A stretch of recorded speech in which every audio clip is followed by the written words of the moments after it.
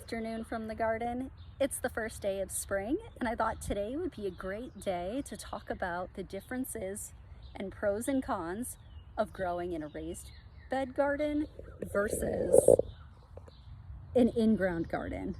Hi, Penny. Now my garden, gotta take a break to bark at the neighbors.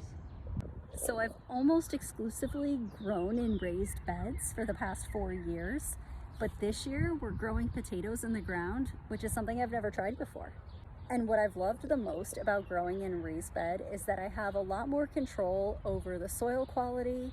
I'm able to head off pests and weeds growing in the garden beds. A couple other obstacles that we're dealing with as we prepare this area for potatoes is soil quality and just random stuff in the ground. So we'll look at the soil that's in this area, and it's dried, it's not very rich in color, and there's nothing growing in it.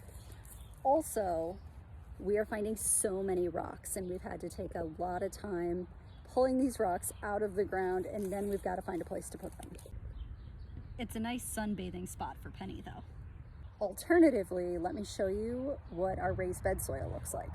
I push back the leaves and you can see that it's holding moisture really well.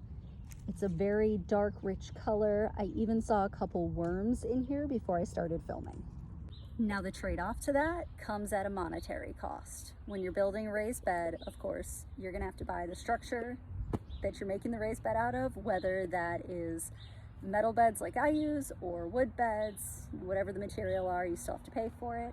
And even though, if you remember from our video last week, we filled this up a little bit of a ways with sticks and mulch and unfinished compost and kitchen scraps, you still want the bulk of your bed, especially if you're only sitting at a 12-inch bed, to be mostly soil, because your plants need a place to grow their roots, and they can't grow their roots in sticks.